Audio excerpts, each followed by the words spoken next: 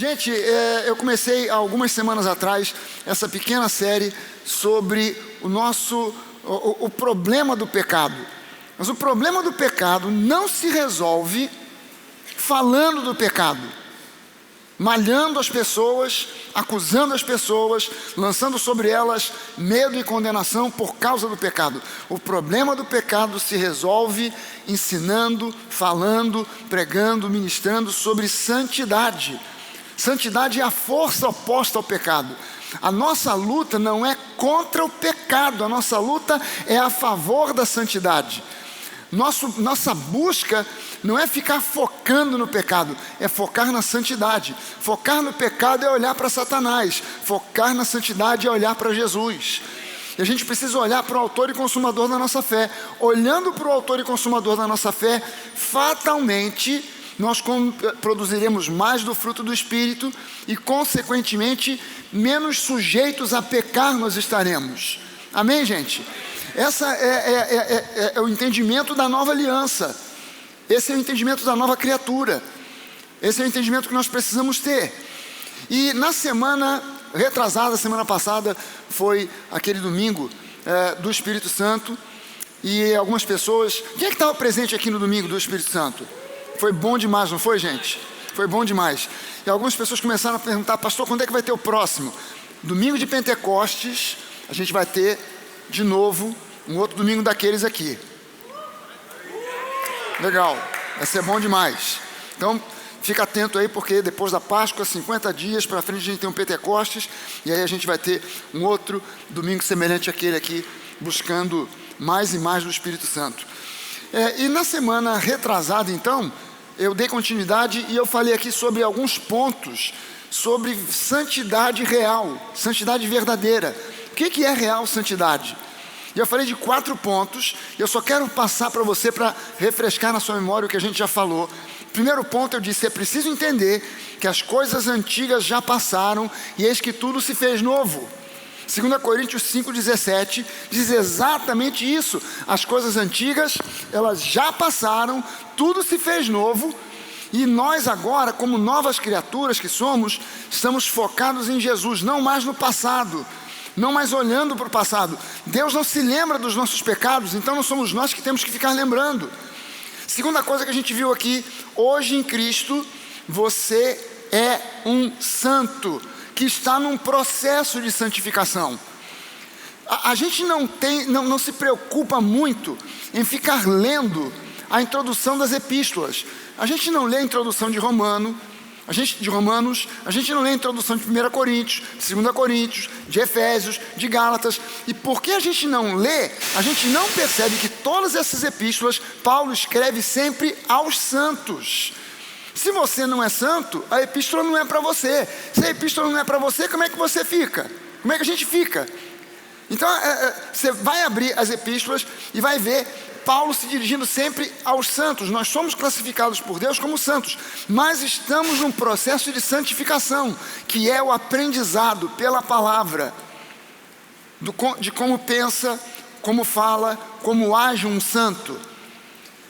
Nós precisamos renovar a nossa mente na palavra. É o apelo mais forte de todo o Novo Testamento, é Romanos 12, 1 e 2, onde Paulo apela dizendo: eu rogo, eu imploro a vocês que vocês renovem a sua mente na palavra, para que vocês experimentem qual é a boa, perfeita e agradável vontade de Deus. Então nós somos declarados santos. É um evento, não é um processo, é um evento, é um momento. É algo imediato, é um parto, é um nascimento, nasceu de novo, ponto final. Não é um processo de meses ou anos, é um evento. Mas na nossa mente ainda está impregnado todos os conceitos, estão impregnados os conceitos, os aprendizados, as vivências de quando nós estávamos ainda atolados no pecado. Então agora a gente precisa renovar a mente para aprender num processo que começa no dia que você recebe Jesus e só vai terminar no dia que você estiver na presença de Deus no céu. É só lá que vai terminar esse processo, chamado santificação, que nada mais é do que renovar a mente na palavra. Terceira coisa que a gente viu aqui é que somente na graça, e é somente na graça aonde eu encontro genuína santificação. Santificação não está na religiosidade. Santificação não está em coisas que eu vou me esforçar para fazer. Santificação só é encontrada para valer na graça. Não há possibilidade de santificação real fora da graça. Por quê? Porque nós não somos merecedores dessa posição com a qual Deus nos classificou, nos categorizou e nos colocou. Nós não somos merecedores de sermos santos, sequer de sermos chamados de santos. Porém, Deus assim nos classifica e nos chama e faz de nós santos pela graça. Não é por outro motivo qualquer, não é por outro meio qualquer. Então só há possibilidade de real santificação na graça. E a quarta coisa que nós vimos nessa semana que passou na retrasada é que somente sobre a graça o pecado não tem domínio sobre nós. Quando nós estamos debaixo da graça, sob a graça, o pecado perde o domínio sobre nós. Isso aí é algo que Paulo fala em Romanos 6,14. Ele diz, porque o pecado não terá domínio sobre vocês, porque vocês não estão debaixo da lei, e sim da graça. Portanto, fora da graça não há possibilidade de nós sermos vitoriosos sobre o pecado. Mas na graça, nós somos mais que vencedores. E somente na graça. E eu quero ver com você agora, hoje aqui, mais 4 pontos.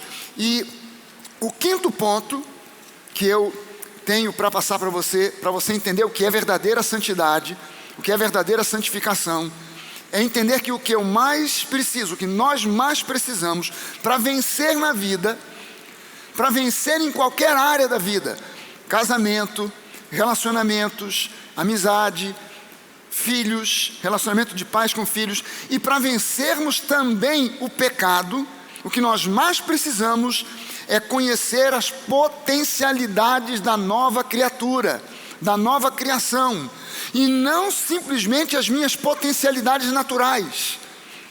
Todos nós aqui, cada um de nós aqui, tem as suas potencialidades naturais. E se você não conhece muito bem, hoje em dia, você tem vários métodos, vários meios para aprender e reconhecer quais são as suas potencialidades naturais.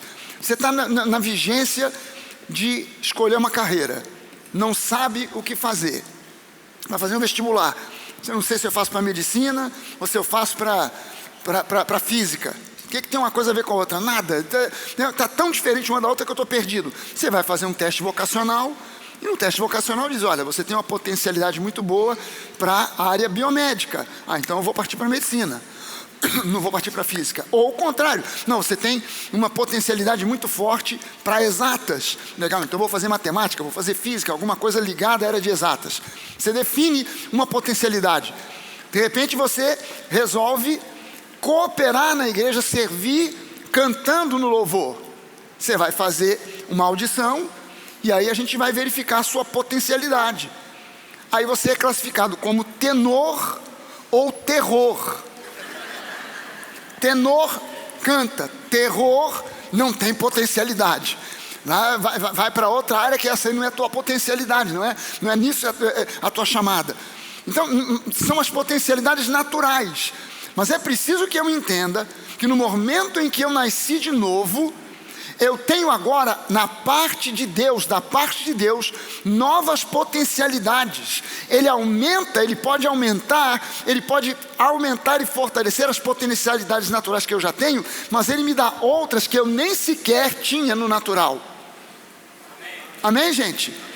Então é preciso que a gente entenda que o nosso foco, se nós quisermos vencer o pecado, nós precisamos focar nas potencialidades da nova criação e não simplesmente nas nossas potencialidades naturais. O Salmo 119, no versículo 96, diz que toda perfeição tem o seu limite, mas a palavra de Deus nos conduz por uma dimensão daquilo que é ilimitado.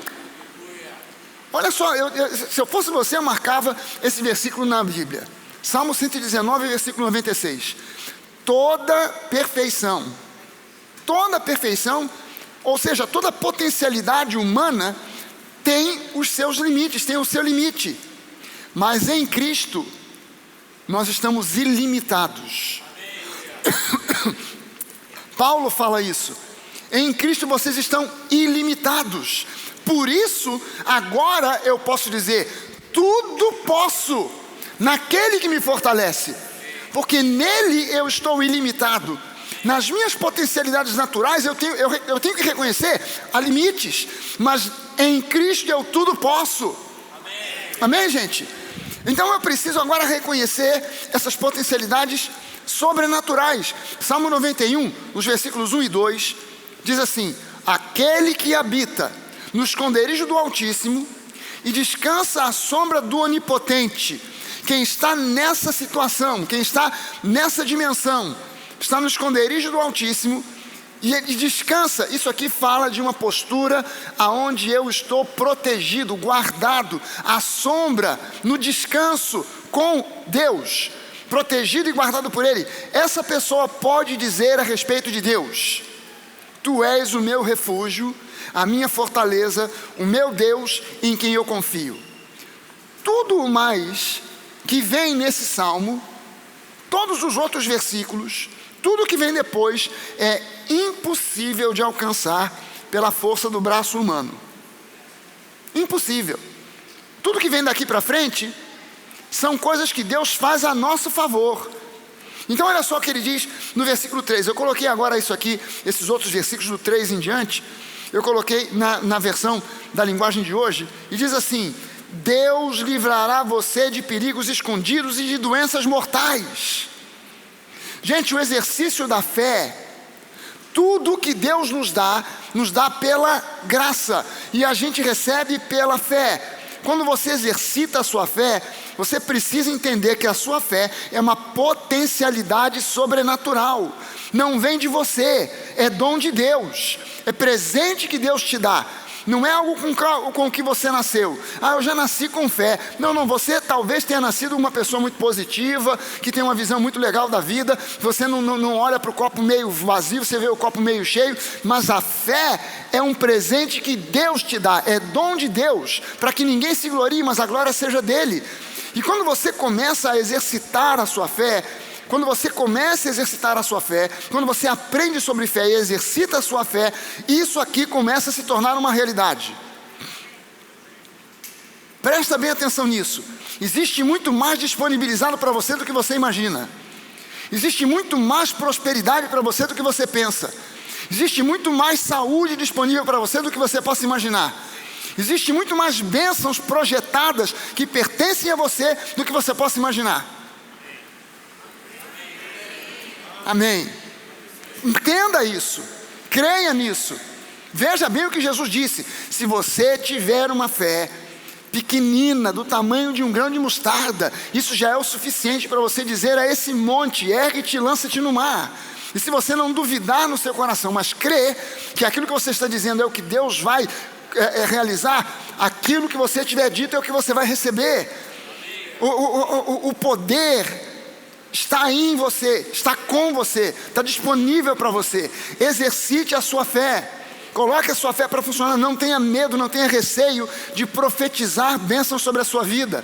Não tenha receio de ser o seu autoprofeta, o profeta da sua própria vida, e declarar saúde sobre a sua vida. Não tenha medo de declarar prosperidade. Não tenha medo, não tenha receio de declarar bênçãos sobre a sua família. Use a sua fé. Exercite a sua fé. Deus te livrará de perigos escondidos e de doenças mortais. Gente, nós durante a pandemia, elas chegaram, aleluia, oh glória. A gente durante a pandemia, essa igreja aqui, eu conversei com alguns pastores que conversaram comigo, dizendo, depois no final, quando a igreja voltou a poder se reunir, alguns pastores disseram para mim: pastor, a minha igreja acabou. Nós éramos uma igreja pequena, que não tínhamos tanta gente assim, mas 80% da nossa membresia na pandemia morreu. A igreja acabou. A gente vai ter que começar do novo, do zero. Mas nós aqui, com mais de 5.000 pessoas sendo membros da igreja, perdemos 3 pessoas apenas. 3 pessoas.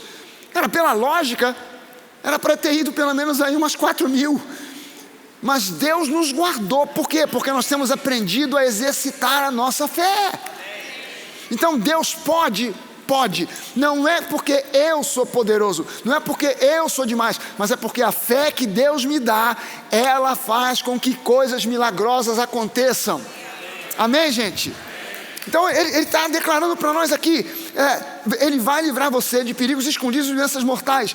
Ele o cobrirá com as suas asas e debaixo delas você estará seguro. A fidelidade de Deus o protegerá como um escudo. Você não terá medo dos perigos da noite, nem de assaltos durante o dia. Aleluia, Rio de Janeiro que diga amém. Aliás, gente, duas coisas que nós estamos convocando você para fazer, para nós da Nova incorporarmos como cultura da Nova. Número 1, orarmos pelas nossas transmissões de internet. Orarmos pelo povo que acompanha pela internet. Hoje pela manhã nós tínhamos 800 famílias acompanhando o culto. Eu não sei quantas, daqui a pouco o pessoal vai informar para a gente, mas a gente tem que orar para que 800, cara, é muito pouco. A gente tem que orar para que seja 2.000, 5.000, 1 milhão, 2 milhões, 5 milhões, que Deus pode fazer, pode, mas não há nada no reino de Deus que funcione sem que o povo de Deus ore. Nada, nada. Para esse culto acontecer, a gente gasta tempo em oração. Cada os voluntários a gente se junta, a gente ora pelo pessoal do louvor, a gente ora, o pessoal ora por mim, para que a palavra seja eficaz, seja abençoada. A gente pede que o Espírito Santo se derrame com graça, com glória, com amor, com poder, porque tudo no reino funciona com oração. Precisa de funcionar com oração. E a outra coisa que a gente está convocando você para se lembrar de orar todos os dias é pelo Rio de Janeiro.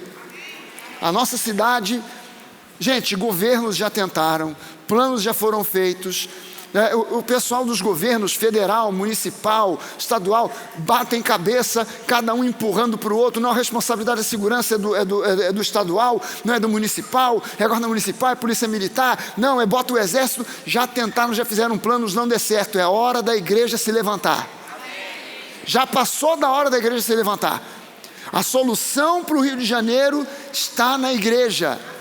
A solução do Rio de Janeiro só vai acontecer quando o povo de Deus, não é simplesmente o povo da Nova, é quando as igrejas pararem com essa bobagem, essa bobeira de ficar uma competindo com a outra, quando acabarem com essa palhaçada de um pastor ficar falando mal do outro, de uma igreja falando mal da outra, de uma igreja ficar pescando no aquário da outra igreja, quando essa bobeira acabar e nós começarmos a orarmos como um único povo, intercedendo pelo Rio de Janeiro e por outras causas, essa cidade vai mudar.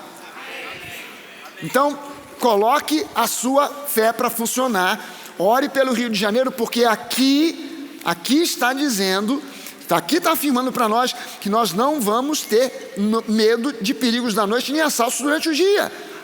Versículo 6 ele diz: não terá medo da peste que se espalha na escuridão, nem dos males que matam ao meio-dia. Ainda que 1.000 pessoas sejam mortas ao seu lado e 10.000 ao seu redor, você não sofrerá nada.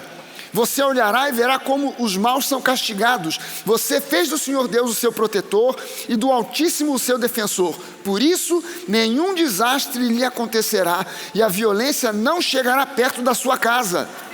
Deus mandará que os anjos dele cuidem de você para protegê-lo onde quer que você for. Eles vão segurá-lo com as suas mãos para que nem mesmo os seus pés sejam feridos nas pedras. Com os pés você esmagará leões e cobras, leões ferozes e serpentes venenosas. Deus diz: eu salvarei aqueles que me amam e protegerei os que reconhecem que eu sou Deus, o Senhor. Quando eles me chamarem, eu responderei e estarei com eles nas horas de aflição. Eu os livrarei e farei com que sejam respeitados. Como recompensa, eu lhes darei vida longa e lhes mostrarei que eu sou o seu Salvador. Amém? Meu irmão, você precisa meditar na palavra. Você precisa conhecer mais e mais profundamente a nova aliança. Você precisa conhecer essa aliança que gera vida. Você precisa desenvolver cada vez mais a mentalidade da justiça para assim expulsar a velha mentalidade da lei, que é a mentalidade do pecado que gera morte. O crente precisa ter a mentalidade da justiça. Você pode levantar uma das suas mãos e confessar isso comigo? Eu sou justiça de Deus. Em Cristo, eu fui plenamente, perfeitamente justificado de todo o meu passado, de todos os meus erros, e em Cristo eu sou uma nova criatura. Aleluia! Isso é algo que eu tenho que cultivar. O inimigo, a Bíblia diz para nós que ele vai tentar todos os dias lançar sobre você pensamentos de acusação e de condenação. E você ainda vai encontrar, muitas vezes, alguém que é crente, que deveria pensar como você, mas parece que faz dupla com o diabo para lançar acusação sobre você. E a gente precisa se posicionar para repreender todo pensamento de acusação e condenação e começar a pensar como Deus pensa, começar a enxergar a vida como Deus enxerga. Em sexto lugar, você quer santificação perfeita, santidade plena? Santidade genuína é um fruto, não é uma obra. Santidade genuína é um fruto, não é uma obra. Se eu entendo que não estou vivendo em santidade, que eu sou facilmente vencido pelas tentações, qual é a providência que eu preciso tomar? O que eu tenho que fazer? Tem gente que imagina o seguinte: eu preciso orar mais, eu preciso jejuar, eu preciso fazer... Mas o que você precisa de fato, se você reconhece, olha, eu estou sendo vencido muito fácil pelas tentações, eu estou caindo no pecado muito facilmente, o que eu preciso fazer? Você precisa meditar de forma mais consistente na palavra da nova aliança. Você precisa ir à palavra e meditar naquilo que Deus, na sua palavra, fala a respeito de quem você é em Cristo, do que você possui em Cristo, do que você pode em Cristo. Você precisa meditar para entender mais e melhor quem Deus realmente é, qual é a sua nova identidade em Cristo. Santidade genuína, gente, é algo que se manifesta, não é algo que eu construo. Eu não construo santidade, eu manifesto algo de dentro para fora, que o próprio Deus implanta no meu coração, através da meditação da palavra. Quando eu medito na palavra, santificação está sendo colocada no meu coração, no meu interior, está sendo edificado no meu interior, e isso se manifestará, não como uma obra, mas como fruto. Amém, gente? Fruto do Espírito. Fruto não é resultado de uma obra, de um esforço. Fruto é algo que se manifesta de forma natural, se a árvore é alimentada, adubada, cuidada, ela naturalmente frutificará. Se você é alimentado pela palavra, você medita na palavra, equivale isso a regar a planta, equivale a adubar a planta. Você está adubando, está regando, está cuidando da planta. Você está adubando, cuidando, regando o seu espírito com a palavra, você vai manifestar santidade e você vai vencer o pecado. Amém, gente? De forma natural.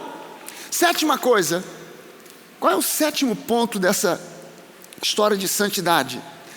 Santidade não tem nada a ver com religiosidade. Santidade não tem nada a ver com religiosidade. Seja lá o que você faça, não importa o quão sincero você seja nos seus esforços, promovendo rituais, obediência a tradições religiosas, hábitos e costumes denominacionais, ou mesmo tentando obedecer às leis da antiga aliança, nada disso produzirá santidade real. Por quê? Porque real santidade tem a ver com identidade e não com obras. Identidade e não obras. Santidade verdadeira tem a ver com quem você é, não com o que você faz. Antes de fazer, é preciso ser. Eu sou para fazer, eu não faço para ser.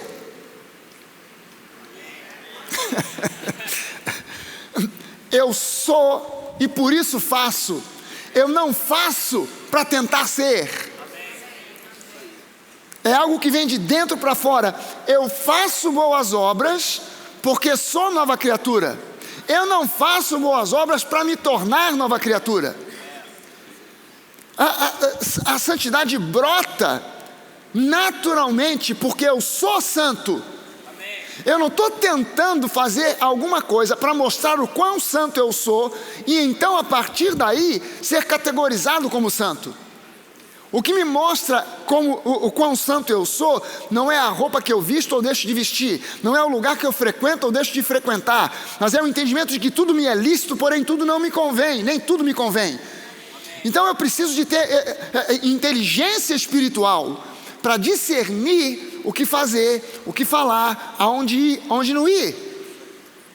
E a nova, quem é membro da nova é inteligente.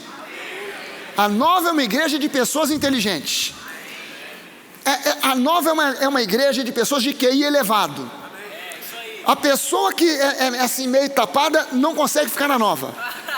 Ela não consegue ficar. Aliás, eu falo isso até para prevenir, porque se você se acha assim, já estava pensando, acho que eu não vou ficar na nova não, você agora vai ficar, porque você não quer ficar classificado como QI baixo. Mas a gente precisa de inteligência espiritual para entender que tudo me é lícito, porém nem tudo me convém. E eu não tenho que ser dirigido por regras denominacionais, mas tenho que ser dirigido pelo Espírito de Deus, porque os verdadeiros filhos de Deus são dirigidos pelo Espírito Santo. E a gente precisa ser dirigido por Ele para entender que aquilo que você faz ou deixa de fazer é consequência de quem você realmente é. Por isso Jesus disse que a boca fala do que está cheio o coração. Ainda que você tente controlar e falar de forma racional para não demonstrar o que está aqui dentro, sem querer acaba brotando, sem querer acaba saindo. Irmão, o que está acontecendo na sua vida? Ah, pastor, já tive muito problema com mágoa, ressentimento, mas eu já perdoei, isso está no passado, eu sou uma nova criatura. Que legal, vamos conversar, a gente começa a conversar e tal, a gente sai da igreja, vai tomar um café, você distrai, a gente senta ali para comer uma torta, tomar um café, aí de repente eu puxo o assunto, e aquela pessoa que fez assim, pastor, aquilo ali não presta, não vale nada, aquilo ali é uma pessoa, que eu vou dizer, aquilo é uma má pessoa, que Deus o mate e o diabo que o carregue. Quer dizer, a boca acaba falando do que está cheio, o coração não tem jeito. Não tem jeito, a boca vai falando do que está cheio o coração. A gente precisa entender que o que você faz ou deixa de fazer, fala ou deixa de falar, é consequência de quem você realmente é. Então você precisa meditar na palavra de forma constante. Não é uma vez por semana, não é uma vez a cada 15 dias. Você precisa diariamente meditar na palavra. Você precisa diariamente meditar na palavra.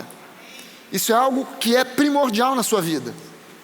Oitava coisa, santidade não tem a ver com o que você sente ou deixa de sentir. Santidade não tem a ver com sentimento.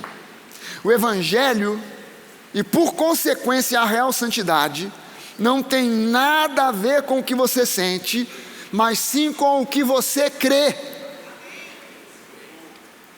Tem a ver com o que você crê, não com aquilo que você sente. E o processo de santificação não começa com sentimentos, mas com crenças corretas.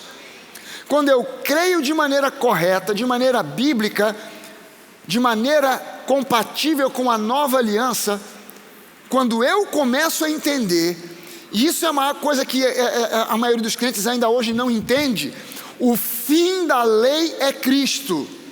Não existe mais doutrina para a igreja no Antigo Testamento. Não existe uma doutrina sequer no Antigo Testamento para a igreja. Todas as doutrinas da igreja para a igreja estão no Novo Testamento, que é a nova aliança, onde se expressa a nova aliança. Quando você tenta buscar no Antigo Testamento doutrinas para a igreja, você vai arrumar uma confusão, uma salada, e você vai fazer o famoso evangelho mix. É uma mistura de um pouco de lei com um pouco de graça. Mistura de pouco de lei com um pouco de graça resulta no monstrengo. Nós temos que compreender e entender que nós somos gente da nova aliança, e a nossa fé está naquilo que Deus se revela para nós hoje. O Deus da antiga aliança é o mesmo Deus da nova aliança. Ele não mudou, mas a maneira pela qual ele se relaciona com o ser humano mudou da água para o vinho. Na lei ele se relacionava através da lei de Moisés. Então havia um impedimento, havia uma barreira. Entre eu e Deus havia a lei. Então Deus podia olhar para mim e dizer: olha, esse aí é o meu filho favorito. Deus não tem filhos favoritos, mas Deus poderia olhar para mim e dizer: olha, esse é o meu filho favorito. Mas ele transgrediu a lei, e eu não posso bypassar a lei. Ele desobedeceu a lei, então eu tenho que executar a lei.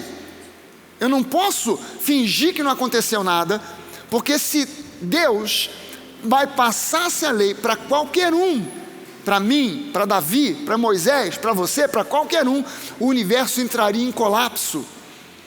Então Deus, ele tinha esse problema. Entre ele, Deus, e o homem havia a lei, e a lei, ela é dura, ela tem que ser cumprida. Mas agora em Cristo, a lei foi cumprida em Cristo, Jesus cumpriu a lei, e o fim da lei é Cristo.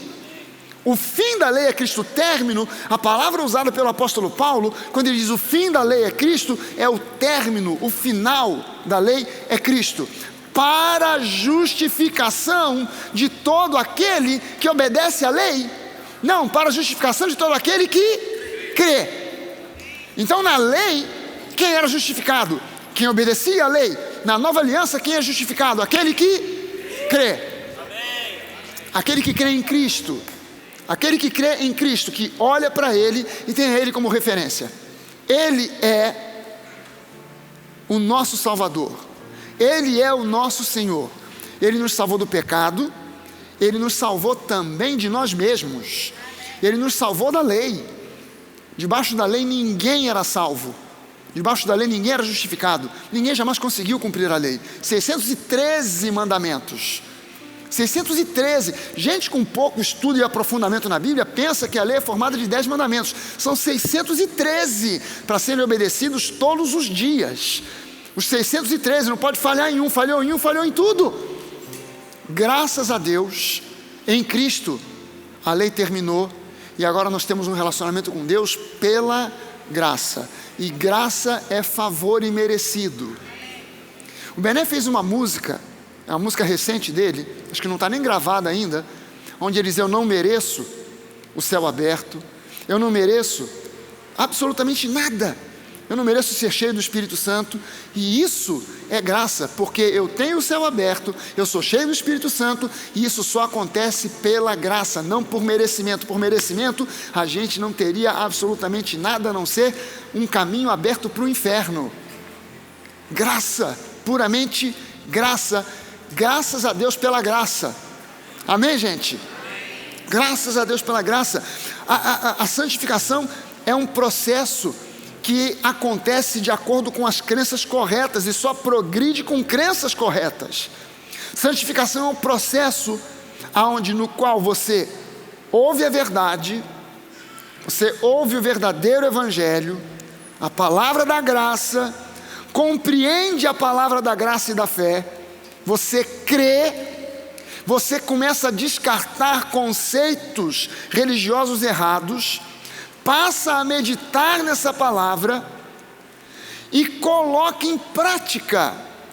Quando você passa nesse processo, naturalmente, sem esforço, você começa a dar frutos. Ou seja, você começa a vencer o pecado e a viver em santidade. Esse é o processo. Ouvir a verdade, ouvir a palavra da verdade, ouvir o evangelho da graça, ouvir a palavra da fé, compreender, crer, descartar conceitos errados, passar a meditar na palavra, colocar em prática, e a partir disso, naturalmente, você começa a produzir o fruto, o resultado dessa meditação. Viver em santidade, vencer o pecado. Eu quero terminar essa meditação lendo com você Colossenses capítulo 1, os versículos de 3 a 6. E eu vou ler na Nova Versão Transformadora, que diz assim: nós sempre oramos por vocês e damos graças a Deus, o Pai de nosso Senhor Jesus Cristo, pois temos ouvido falar da sua fé em Cristo Jesus e do seu amor por todo o povo santo, que vem da esperança confiante naquilo que lhes está reservado no céu. Vocês têm essa expectativa desde que ouviram pela primeira vez a verdade das boas novas. Agora, as mesmas boas novas, o mesmo evangelho, as mesmas boas novas que chegaram até vocês, estão sendo propagadas, estão se propagando pelo mundo todo. Elas têm crescido e dado fruto em toda parte, como ocorre entre vocês, desde o dia em que ouviram e compreenderam a verdade sobre a graça de Deus. Prestou atenção no que Paulo disse aqui? Frutificação na graça, santificação na graça. Desde o dia que vocês ouviram o verdadeiro evangelho, o evangelho da graça, vocês começaram a frutificar. Isso tem se espalhado em outros lugares, por outras pessoas, por outras paragens, outras cidades, outros estados, outros países, outros lugares. Isso tem se espalhado. Isso tem acontecido desde o dia que vocês ouviram e compreenderam a verdade sobre a graça de Deus. Você pode levantar uma das suas mãos e dizer comigo: Deus é bom. Em todo o tempo. Sempre. Deus é bom. Aleluia. Você pode ficar de pé? Eu vou fazer um convite para você. Vou fazer um convite para você se permitir ser usado por Deus para abençoar a vida de alguém. Se permitir ser usado por Deus para profetizar e ministrar na vida de alguém que esteja aí por perto de você. Eu vou convidar você para se juntar com uma, duas pessoas, fazer um pequeno círculo de oração, sabe, e orar pedindo,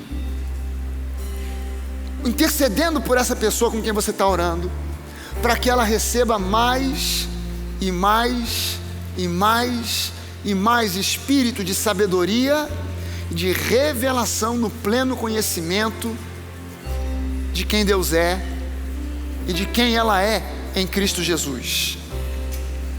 Depois, quando você orar por essas pessoas, todos nós vamos orar pelas pessoas que estão acompanhando o nosso encontro pela internet.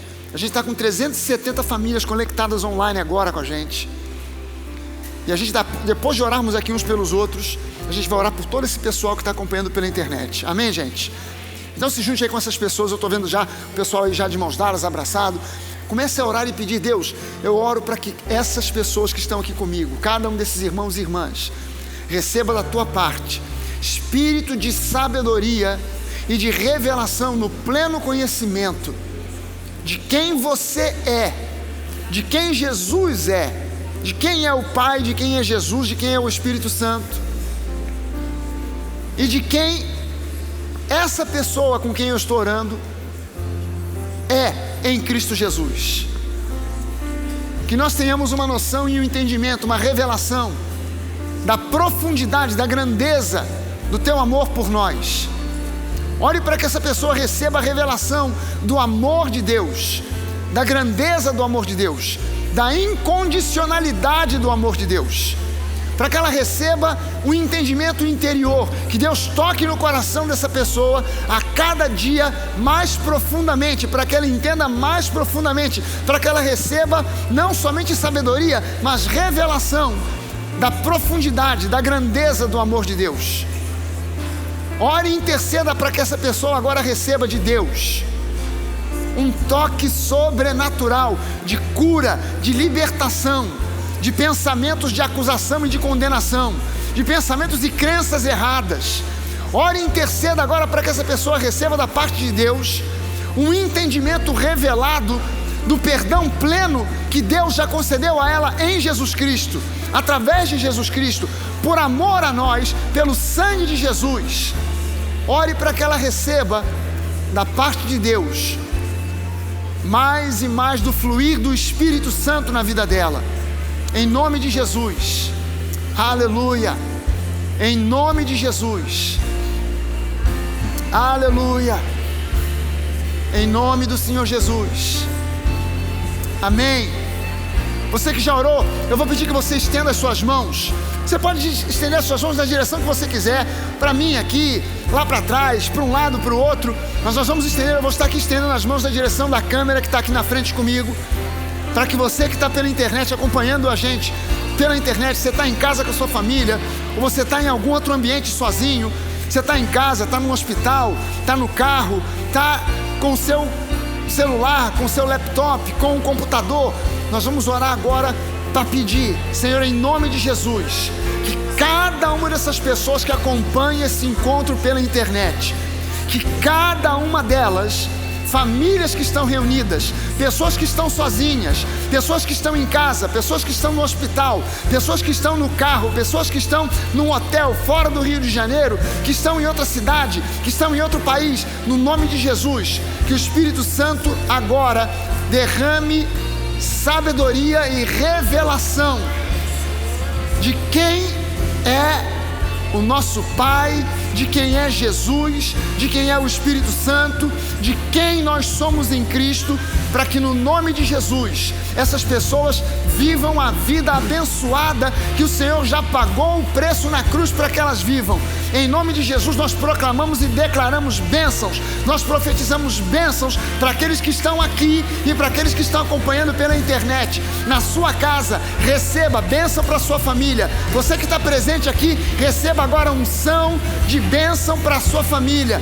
Família unida, família abençoada, família onde o espírito de separação é expulso, colocado para fora, aonde as enfermidades saem, toda enfermidade saia agora em nome de Jesus.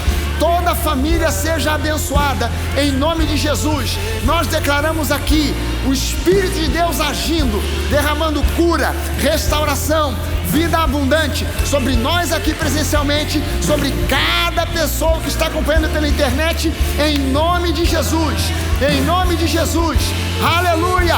Você pode dar uma salva de palmas ao Senhor Jesus.